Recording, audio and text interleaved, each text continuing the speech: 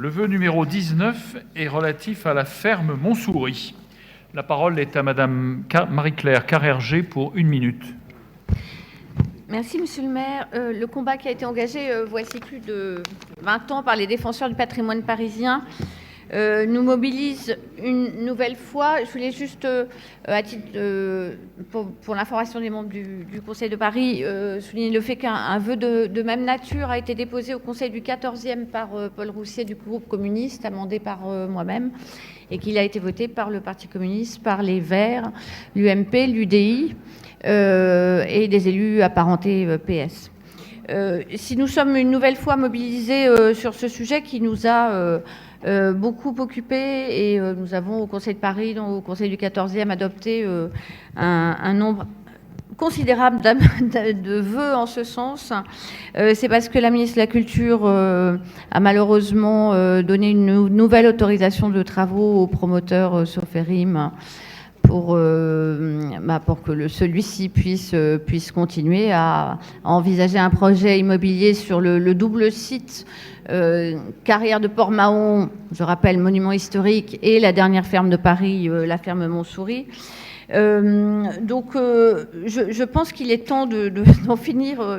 J'aimerais bien que ce vœu soit le dernier et qu'on arrête de passer des messages subliminaux aux promoteurs et que le Conseil de Paris fasse tout ce qui est en son pouvoir pour arrêter cela. D'abord, il y a une question de principe. Il me semble que le Conseil pourrait demander au maire de Paris de faire savoir à la ministre de la Culture qu'il est opposé à cette autorisation de travaux. Je pense que la ville de Paris pourrait, qui est un tiers intéressé au sens de la législation sur les monuments historiques, demande le classement de la ferme Montsouris comme monument historique, mais surtout qu'on fasse quelque chose de très simple, c'est qu'on engage une modification du PLU pour dire ce que l'on pense tous, c'est-à-dire que ce terrain devrait être inconstructible. On a les moyens juridiques de le faire, donc je pense qu'il est temps de cesser de voter des vœux extrêmement généraux. Il faut engager ce qui doit être fait, c'est-à-dire une modification du PLU. C'est pas compliqué et c'est un discours, je pense, et le seul discours que le promoteur ne peut comprendre, puisqu'il y a déjà 15 décisions de justice qui sont intervenues toutes dans le même sens et toutes en sa défaveur. Il ne comprend pas. Il faut faire voter une modification du PLU. C'est le sens de ce vœu. Je vous remercie. Merci. Pour vous répondre, la parole est à Madame Danielle Pourteau. Merci, Monsieur le maire. Oui, Madame Carrerger, c'est effectivement un sujet qui est déjà venu souvent devant ce Conseil et qui est bien connu par l'ensemble des élus du Conseil de Paris. Mais je crois que ce sujet mérite que l'on s'impose une exigence de clarté. Alors, permettez-moi de rappeler tout d'abord que l'autorisation de travaux déposée par le propriétaire, la Soferim, en novembre dernier auprès de la Direction régionale des affaires culturelles, cette autorisation portait sur la consolidation des carrières classées, et uniquement là-dessus. Et cette autorisation, s'agissant d'un monument historique, est totalement du ressort du ministère de la Culture ou de ses services déconcentrés, donc la DRAC, vous le savez parfaitement. Je crois utile de rappeler également qu'en matière de monuments historiques, comme pour les bâtiments non classés, la responsabilité de l'entretien incombe au propriétaire, donc en l'occurrence au promoteur. Enfin, je ne pense pas inutile de rappeler que l'Inspection générale des carrières a, à 2 reprises ou moins, signalé la nécessité de consolider la carrière de Port-Mahon. Alors venons-en au fait. Comme c'est rappelé dans le vœu, cette nouvelle demande d'autorisation faisait suite à l'annulation par les tribunaux de la précédente. Une nouvelle technique, au moins la suspension, une nouvelle technique de consolidation a donc été proposée par le propriétaire qui a tenu compte des remarques du tribunal. Cette fois-ci, la DRAC et ses experts ont jugé possible de donner cette autorisation. Il n'appartient donc pas à la ville de Paris de s'y opposer. Voilà ma réponse pour la carrière de Port-Mahon. Venons-en maintenant à la confusion que vous essayez d'introduire en prétendant, par pure démagogie, que la grange présente en fond de parcelle serait menacée par cette autorisation. Rien dans ce dossier ne concerne la grange, communément appelée ferme. Mais le comble de la démagogie est, à mon avis, atteint lorsque vous voulez faire croire que le classement monument historique de cette grange est possible. Ou alors, Madame Carrère-Gé, c'est que vous n'êtes jamais allée sur place. Il n'est évidemment pas possible de demander ce classement.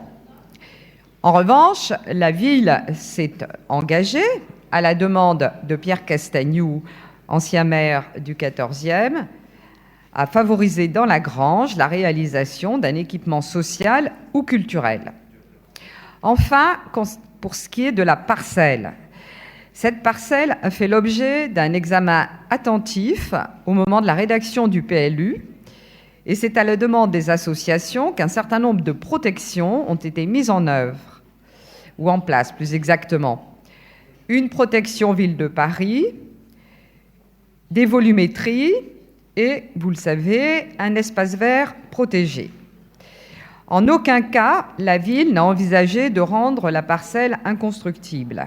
Et je crois que personne dans cette assemblée n'imagine sincèrement que la ville puisse envisager l'inconstructibilité sans indemniser le propriétaire. Le coût serait évidemment de plusieurs dizaines de milliers d'euros pour la ville de Paris. Je pense d'ailleurs que dans l'esprit des auteurs, la ville serait l'acquéreur, ce qui ne réglerait rien sur la question des carrières, dont la consolidation serait alors à la charge de la ville.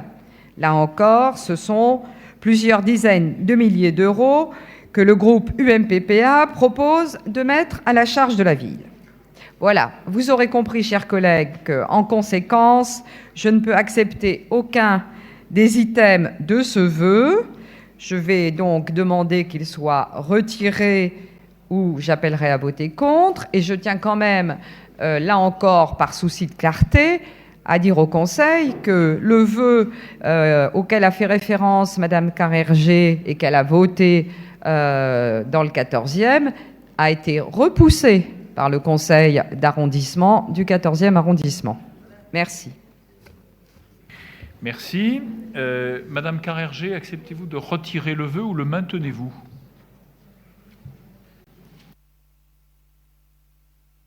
Le combat des défenseurs de la ferme Montsouris dure depuis 20 ans. Rien n'a été retiré de notre part et rien ne sera retiré. Un nouveau recours a été déposé par les associations, par le collectif, contre l'autorisation de travaux. On ne renoncera pas dans le 14e. Et c'est le PS, il est vrai, a voté contre le vœu, mais tous les autres groupes, alors le MoDem n'était pas là, je ne sais pas, mais enfin le MoDem, c'est pas beaucoup de monde, mais enfin tous les autres groupes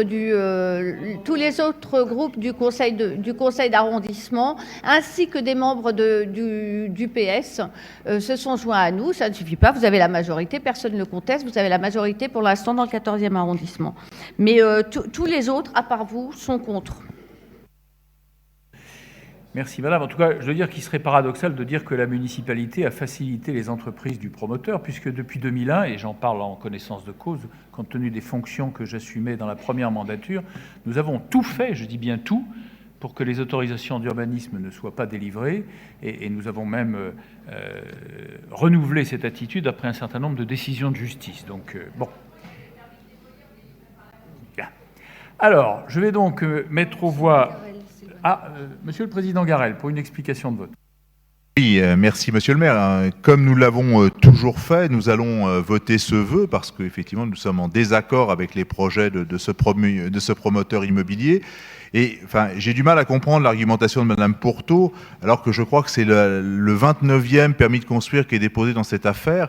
Les coûts pour la ville, etc., sont bien supérieurs au dédommagement qu'il faudrait donner aux promoteurs si on arrivait à arrêter tout ça. Enfin, je veux dire, il y a un moment où les coûts d'avocats, les coûts de travail à l'interne, etc., sont supérieurs à ce que ça coûterait. Donc, je pense qu'il faut savoir arrêter à un moment, il faut savoir dire stop, il faut savoir dire c'est un endroit qu'on veut classer et c'est un endroit qu'on veut sauvegarder. Je ne comprends pas pourquoi certains essayent toujours de permettre à ce promoteur de continuer à pouvoir espérer construire dans un endroit où, je l'espère, il ne pourra jamais le faire. Je vais donc mettre aux voix le vœu numéro 19 avec un avis défavorable de l'exécutif qui est pour... Alors, il faut peut-être compter quand même.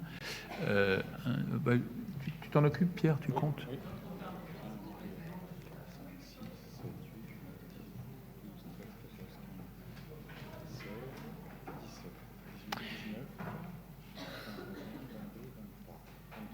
« 23. Qui est contre ? «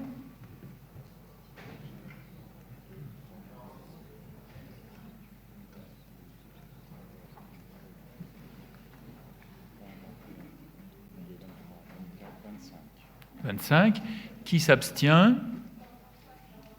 Qui ne prend pas part au vote ? Ce vœu est donc rejeté. »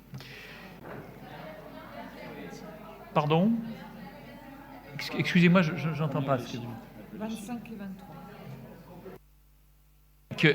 Écoutez, 25 contre, 23 pour. Pardon ? Écoutez, s'il y a doute, moi je veux bien refaire un vote. C'est pas. Enfin, dans ce cas-là, que tout le monde prenne place, s'assoie, et nous allons recompter.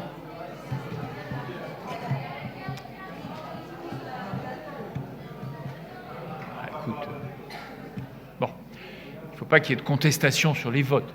Alors, je répète que je mets aux voix le vœu numéro 19 avec un avis défavorable de l'exécutif.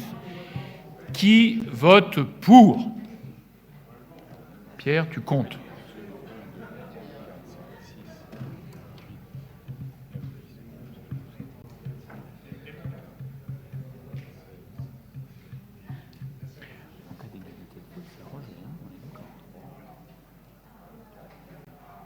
Il n'y a rien dans le règlement ?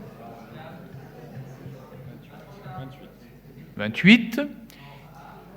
Qui est contre ?